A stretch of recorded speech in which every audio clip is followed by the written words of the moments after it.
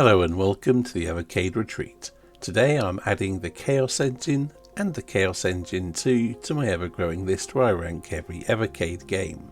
The Chaos Engine games were developed by the Bitmap brothers, originally for the Amiga and Atari ST.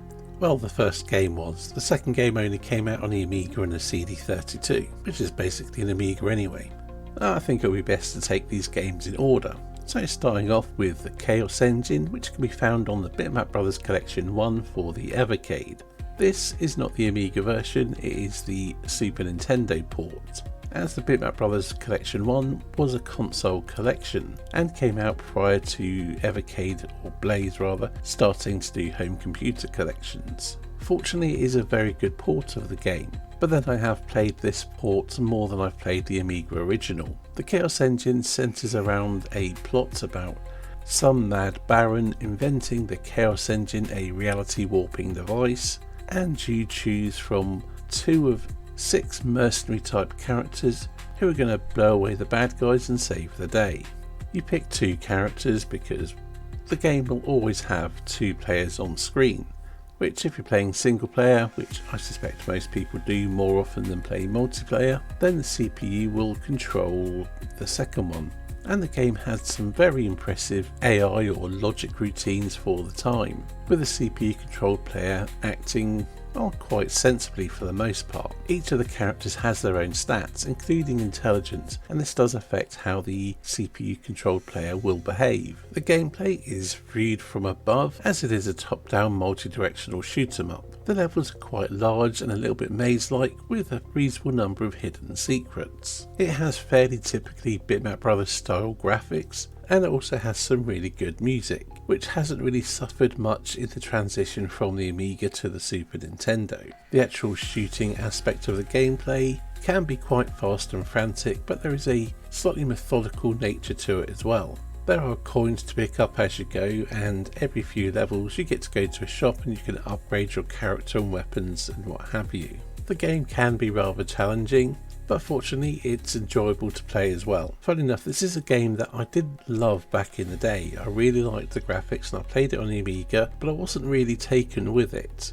Even when I played the console ports a year or 2 later, I still never really quite got into it, and it's only been on the Evercade where I've really taken a shine to this game. And even though it's arguably not the best version of the game, it's still an absolute banger. To place it on my overall ranking list, I would have to put it above Blood Omen Legacy of Kain, but below Tomb Raider. So moving on to the Chaos Engine 2, which is the Amiga version, because, well, there wasn't much alternative there, and things are rather different. Much like the first game, it's always 2-player, and if you're not playing with another human player, then the CPU will be filling that role. Only you're not working cooperatively, you're working against each other, in a style of gameplay that is, I suppose, fairly similar to Spy vs Spy, if anyone remembers those. But hey, this is a retro-based channel, so you probably do.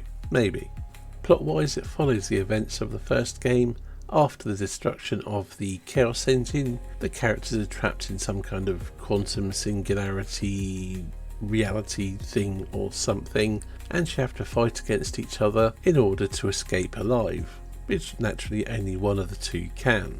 While the controls are largely the same as the first game, that it's pretty much a one-on-one deathmatch means it plays very differently. Visually, it also has a lot of similarities with the first game, however it hasn't got the same level of artistic design. The environments are much less varied and interesting. In fact, it looks like they had the work experience kid follow the examples set by the first game, but was unable to match the artistic quality of the environments, which often look quite garish and bland, which are 2 words I wouldn't usually put together.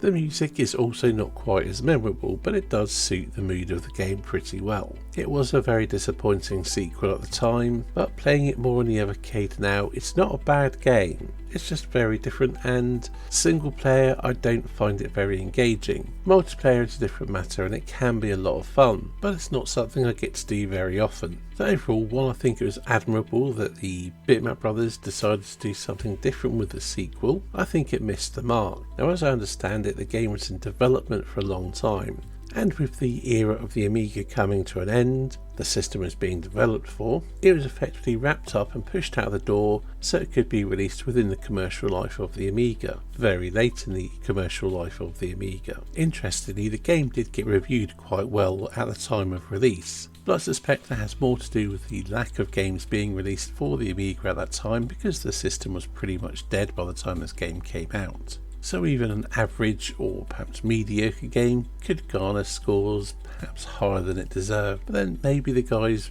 who reviewed it did genuinely love the game, although I can't see how they couldn't have been disappointed. So to put it in my overall ranking list, I would place it above Skulljagger but below the Comba Tribes. Is that a bit harsh? I'm not sure, but ultimately it was a very disappointing game for me, which might colour my view somewhat. Anyway, that's it for this video. Thank you for watching, and I'll see you in the next one.